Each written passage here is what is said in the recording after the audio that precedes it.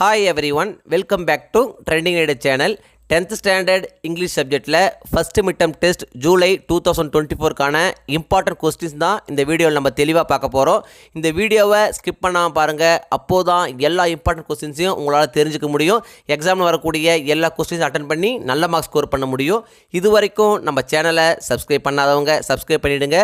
அப்படியே பக்கத்தில் இருக்க பெல் ஐக்கான் சிம்பிளையும் ப்ரெஸ் பண்ணிவிடுங்க. அப்போது தான் நான் அடுத்தடுத்து அப்லோட் பண்ணுற வீடியோஸ் உங்களுக்கு வந்து சேரும்.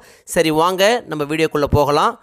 ஃபஸ்ட்டு மிட்டம் டெஸ்ட்டுக்கான போர்ஷன்ஸ் என்னென்னு பார்த்தீங்கன்னா unit 1 and unit 2 lesson his first flight. இந்த லெசனில் என்னென்ன இம்பார்ட்டன்ட் கொஸ்டின்ஸ் அப்படின்னு பார்த்தீங்கன்னா, why did the seagull fail to fly, ரொம்ப இம்பார்ட்டன்ட் கொஸ்டின், அடிக்கடி கேட்குறாங்க. இந்த கொஸ்டினை படிச்சுங்க.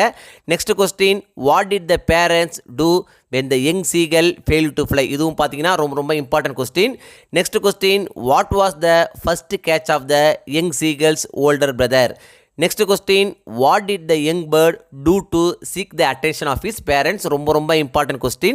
Next question, what made the young seagull go mad, இதுவும் பார்த்தீங்கன்னா ரொம்ப important question.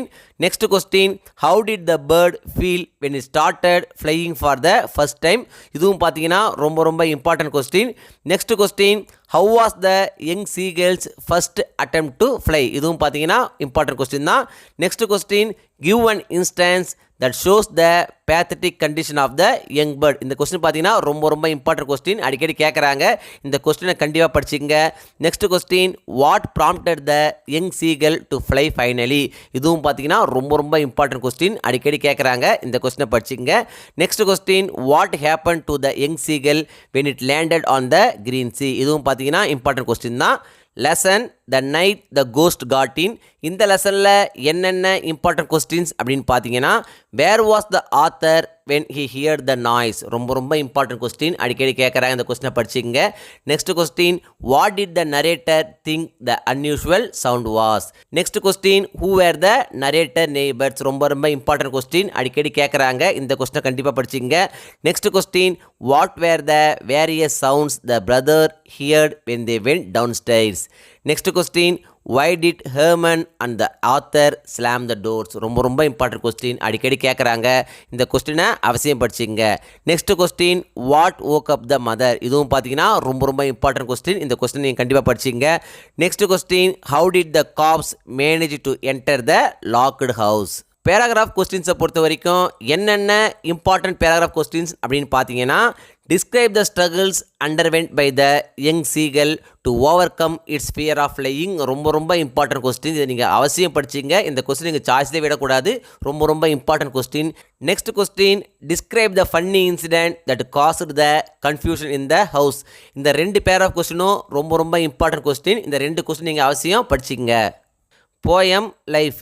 லைஃப் போயமில் என்னென்ன இம்பார்ட்டன்ட் கொஸ்டின்ஸ் அப்படின்னு பார்த்தீங்கன்னா, whom does the word me refer to.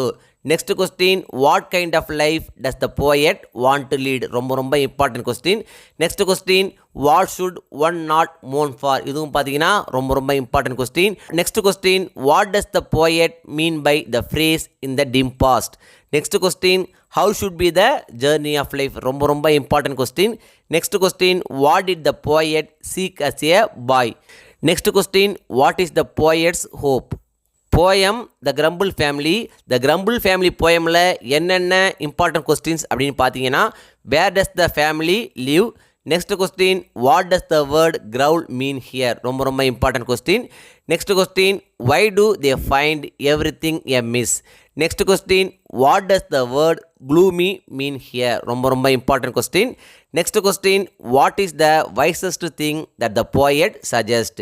Next question, what does the poet expect everyone to learn.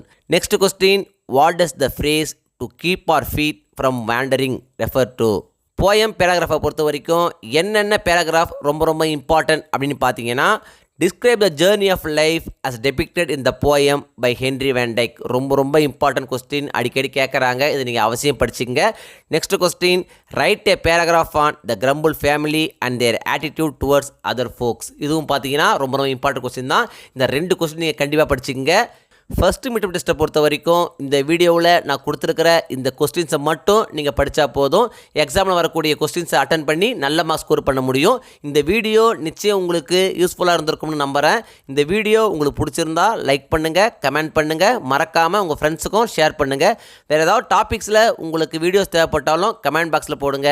Thank you. Thanks for வாட்சிங் my channel. See you in the next video.